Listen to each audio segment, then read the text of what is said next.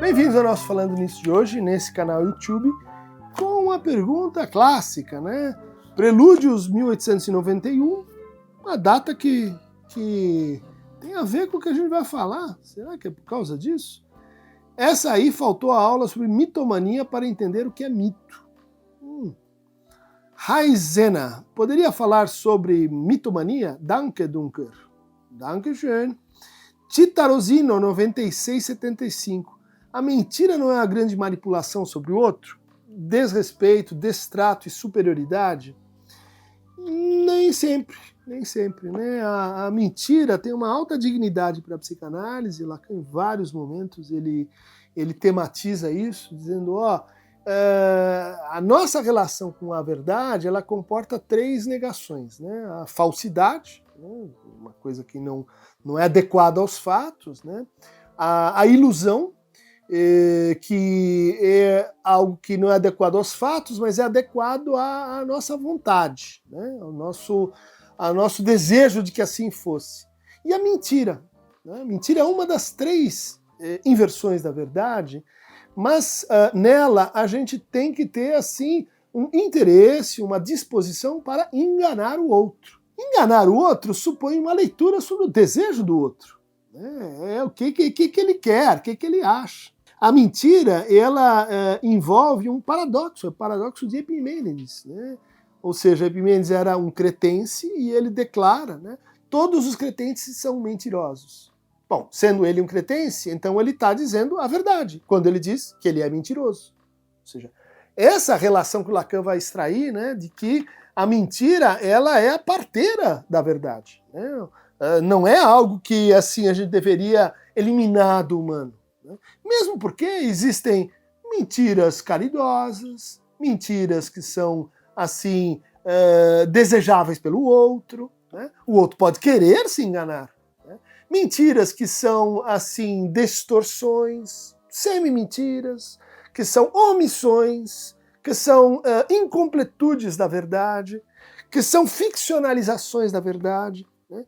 Então essa ideia, né, que tem uma densidade moral que leva da mentira para o desrespeito, pode acontecer, para o destrato e para, assim, eu minto para ganhar, né, uma superioridade sobre você, é um tipo especial, um tipo bastante desonesto, vamos dizer assim, de mentira. Mas é como se a gente tivesse um gradiente, né? Não é uma mudança assim, opa, mudei de categoria, é uma coisa que vai se deslocando para outra. E a mentira, olha aqui, Prelúdios 1891. Em 1891, Anatol Delbrück propôs um quadro clínico que hoje desapareceu, e eu acho muito interessante que isso tenha desaparecido, que é a pseudologia fantástica. Ou seja, pessoas que sofrem com uma imaginação sem limites. Pessoas que, no fundo, contam histórias exuberantes, né, desproporcionais com a realidade, que inventam ou dramatizam. Era um traço da histeria, né, a pseudologia, uma forma de histeria em que a pessoa entra numa espécie de quase delirante, né, ou de amor, ou de aventura, né, e que era muito comum na adolescência. Justamente na adolescência a gente tem essa transição entre mundos, né? essa nova onda, né? Ou esse novo impacto do real, né? Ligado à sexualidade. E muitos adolescentes, né? E elas têm esse trabalho mais agudo, né? de qual é exatamente a transição entre o que é e o que deve ser, entre o que é e o como ser, entre o que é e o que eu gostaria de ser. Nesse espaço, então, que é um espaço tão importante para o desenvolvimento, para a extensão da fantasia, aparece a pseudologia fantástica, né? Dupré, um outro psiquiatra, fez esse quadro evoluir para uma mitomania. Né? Aí já estamos mais próximos, né, do diagnóstico de psicose.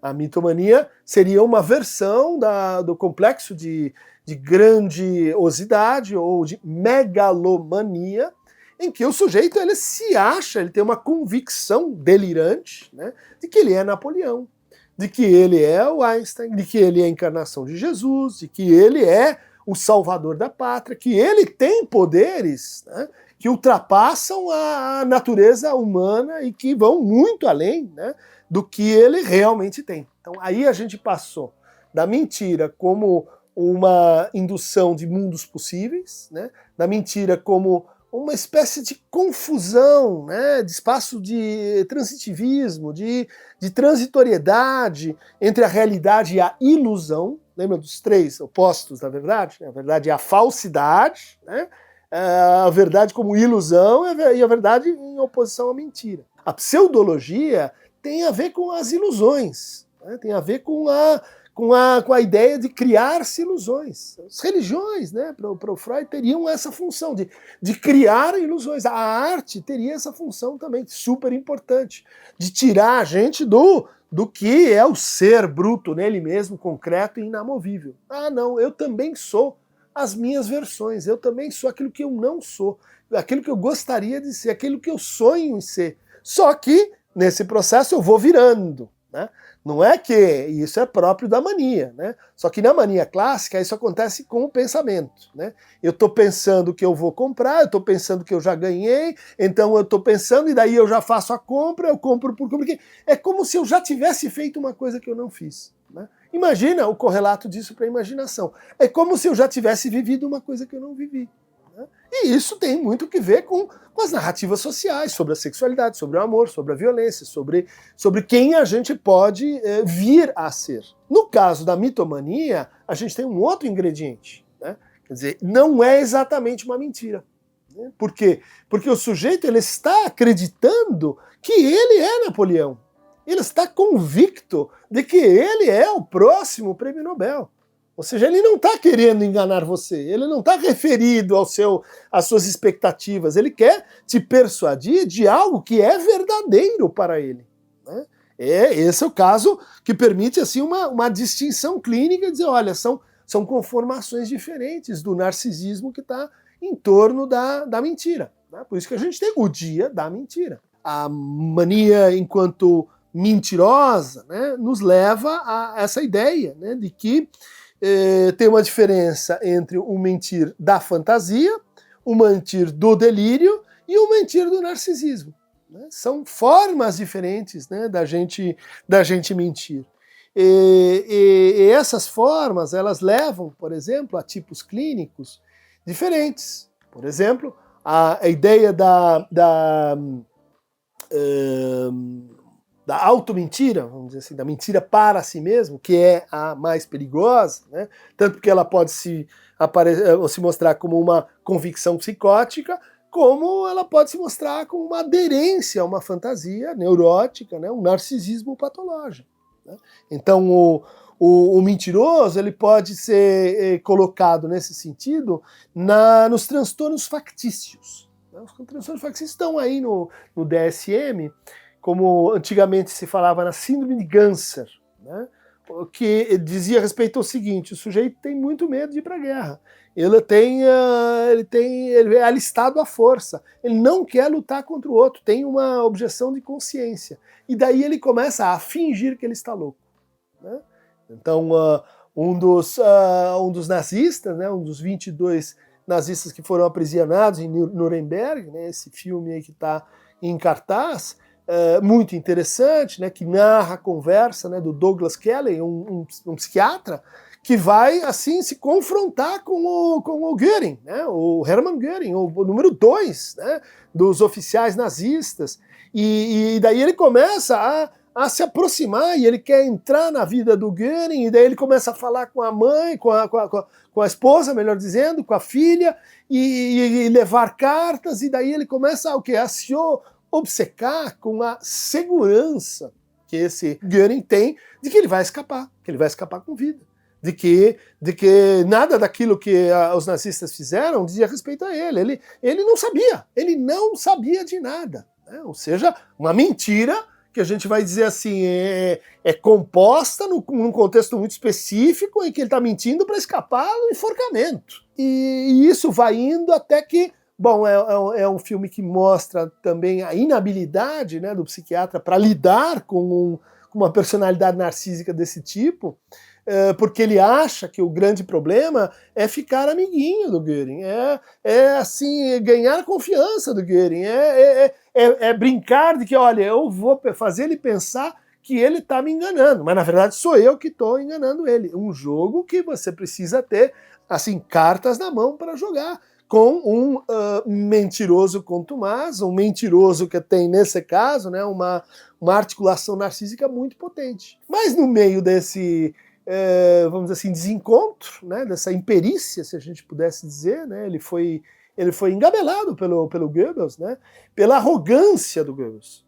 Ele diz assim, esse é um idiota, ele vai cair, né? E a arrogância era também uma defesa, como mostrou o Bion, né? Uma defesa manipulatória, né?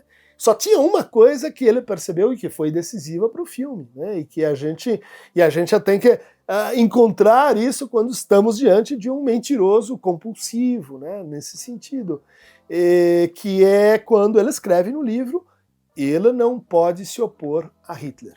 Ele tem, dentro da sua identificação narcísica, uma espécie de mestre dos mestres, né? Ele não pode mentir para o Hitler. E então vem essa pergunta feita, né, pelo advogado inglês, que diz, olha, e se você soubesse? E se você soubesse de Treblinka, dos campos? E se você tivesse pleno conhecimento, né? Se Hitler tivesse falado para você tudo isso, né, você apoiaria ou não?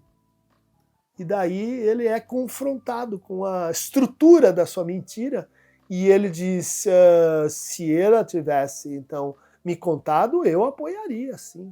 Eu apoiaria todos os crimes. E daí o tribunal de Nuremberg condena o sujeito. Ou seja, a estratégia do advogado americano é a estratégia burra, que é a estratégia em geral que o mentiroso evoca pra gente, quer fazer a gente dizer assim, esse cara é um malvado, esse cara ele não confia nele, ele é um mentiroso, ele é um hipócrita, ele é um cínico. Ou seja, você atacar a personalidade do mentiroso, né, dizer que ele é mentiroso, é muito fraco. A questão toda para desmontar a mentira é torná-la o xiste, é tornar, né, explícito a mentira, a estrutura da mentira que governa aquele sujeito. Ou seja, o ponto em que o Lacan tem uma expressão muito feliz para isso, né, que é a verdade mentirosa. Qual é a verdade mentirosa? É a mentira verdadeira, né? Você não pode se opor a Hitler, né? Então é um filme que ilustra muito bem, está em cartaz aí, essas diferenças, né, entre a pseudologia, né, a fabulação, a confabulação, né, a especulação, vamos dizer assim, o delírio, né, o delírio megalomaníaco, o mentiroso que no fundo não é um mentiroso, ele está acreditando no que ele fala, e o narcisista, né, que manipula, mas ele mente de maneira calculada, porque ele mesmo está governado por uma mentira da qual ele não pode escapar e que, portanto, é a sua verdade. Mas a gente pode lembrar, né, daquele episódio do Kelvin Carter, né, que fotografou uma criança que parecia que ia ser comida na Etiópia, né, comida por um abutre, né? E daí ele ganha um prêmio, né, de fotografia, e alguém na plateia, né, quando ele vai receber o prêmio, pergunta por que em vez de auxiliar a criança, você tirou uma fotografia? E isso torna ele, né, de herói um anti-herói, mostrando, né, essa verdade que também outro fotógrafo muito argutamente colocou, e que está no nosso pacto de mentira cotidiano. Com a mídia, com as imagens, com a televisão, com o cinema, né? Que essa é a nossa crença de que as imagens não mentem, né? Então, se a pessoa tem uma boa imagem, não pode estar mentindo. Se aquilo foi visto, então não pode ser inverdade. Eu vi, até hoje se discute nos tribunais o valor, assim, bem relativo da testemunha ocular. Porque a gente acredita no que a gente vê, né? Mas, como diz esse fotógrafo, a fotografia não mente, a imagem não mente, mas mentirosos tiram fotografias, né? Eles colocam a foto aqui, a câmera ali, mudam a temperatura, alteram o filtro, e a fotografia tá capturando o real, né, feito para te enganar. né? A imagem mente sim. E é muito importante a gente recuar em relação a essa aderência que a gente tem, né, a identificar a verdade com a imagem. Né? Por isso que o Lacan chamou isso de imaginário. Isso não é um cachimbo, como diz o Foucault, é a partir de uma leitura do Magritte. Né? Isso não é um cachimbo. O que é isto? É o cachimbo? É o quadro? É a tela? É o branco da tela? Né? Isto é a estrutura da imagem. Né? A gente é aderido àquilo como se aquilo fosse o quê? A conjunção entre a pessoa não está mentindo, isso não é uma ilusão, porque eu estou vendo, e isso está como uma proposição verdadeira sobre um fato do mundo. Né? Isso é uma ilustração do mundo. Tudo falso, gente. Para de mentir. Eu sou um pouco Tim Maia, né? Por causa disso. Né? É na mentira que nasce a verdade, como uma flor de lótus que vem do lodo, mostra toda a sua exuberância, né? Quando sai da água. E depois morre. É isso aí, gente. Cliquem no Aqueronta Movemo para ganhar mais fragmentos mentirosos, de mentiras verdadeiras, de verdades mentirosas, né? É onde a gente muda e onde a gente vive neste mundo de Aqueronta.